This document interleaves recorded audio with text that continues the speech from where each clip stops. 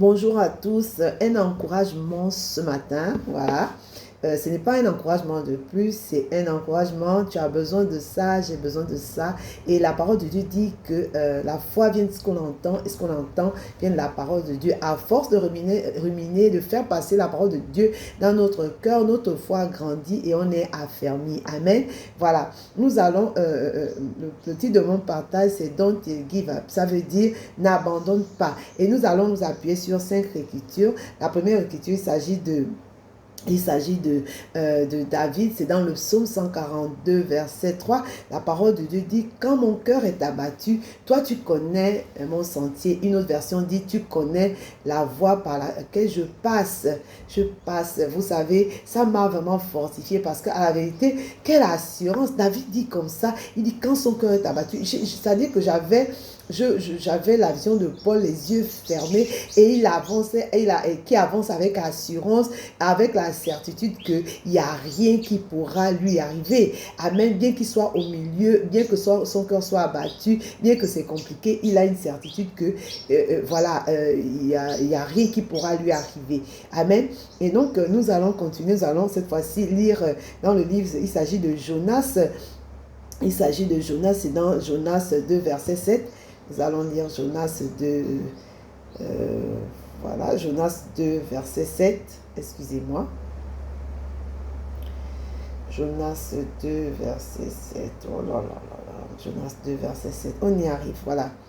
La parole de Dieu dit, Jonas dit, « Je suis descendu jusqu'aux racines des montagnes, les barres de la terre m'enfermaient pour toujours, mais tu m'as fait remonter vivant de la fosse éternelle, mon Dieu. » Tu m'as fait remonter vivant de la fosse. C'est lorsque Jonas a fui, plutôt qu'aller à Ninive, aller annoncer, aller les prévenir, il a fui, il a refusé d'aller à Ninive. Et lorsque c'était compliqué pour lui, il a dû crier à Dieu qui l'a délivré. Amen. Voilà. On va lire dans le psaume 94, les versets 17 à 18. Le psaume 94.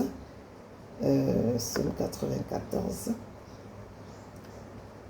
194, les versets 17 à 18 dit, « Si l'Éternel n'était pas mon secours, mon âme serait bien vite dans la demeure du silence. Quand je dis mon pied chancelle, ta bonté, ô Éternel, me sert d'appui. » Et le verset 19 dit, « Quand les pensées s'agitent en foule au-dedans de moi, tes consolations réjouissent mon âme. » Ça veut dire qu'au milieu de ce qu'on traverse, de ce qu'ils ont traversé, ils se sont souvenus de qui était leur Dieu. Amen. Ils se sont souvenus de qui était leur secours. Amen. Et on va lire, là cette fois-ci, il va s'agir de Paul et ses compagnons. C'est dans 2 Corinthiens 1, les versets 8 à 10. 2 Corinthiens 1, les versets 8 à 10, de Corinthiens 1, versets 8 à 10, la parole de Dieu dit, il s'agit de Paul, « Nous ne voulons pas en effet vous laisser ignorer, frères, au sujet de la tribulation qui nous est survenue en Asie, que nous avons été excessivement accablés. » C'est sûr qu'en ce moment-là, tu es excessivement accablé. Amen. Voilà. Et il dit, au-delà de nos forces, de telle sorte que nous désespérions même de conserver la vie. Vous voyez à quel point ils étaient désespérés. Vous voyez à quel point ils avaient vraiment perdu tout espoir. Et dans le verset, on continue dans le verset 9, il dit, « Et nous regardions comme certains notre arrêt de mort. » Ça veut dire qu'à la vérité, il n'y avait plus rien à faire. Leur mort était assurée. Assurée. Amen. Bon, afin de ne pas placer notre confiance en nous-mêmes, mais de placer en Dieu qui ressuscite les morts. C'est-à-dire que là, leur dernier espoir, c'était Dieu. Il n'y avait que lui pour les délivrer de là. Humainement, ça te paraît, comment dire, impossible. Humainement, tu ne vois aucune issue, justement. C'est à ce moment-là que tu devras, fixer tes regards sur Jésus, qui est le rémunérateur de ceux qui le cherchent et qui entend le cri de juste et qui le délivre de toutes ses détresses.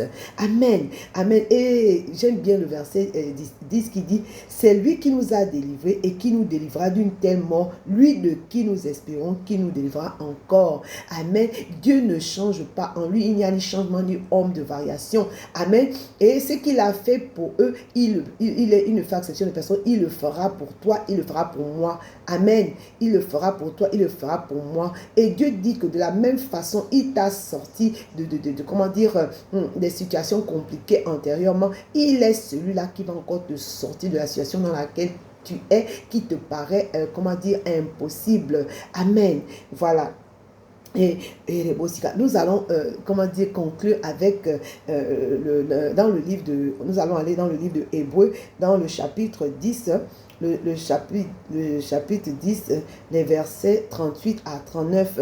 Dire, en fait, ça va nous dire ce que Dieu pense de ceux qui abandonnent, de ceux qui, comment dire, qui arrêtent de lui faire confiance.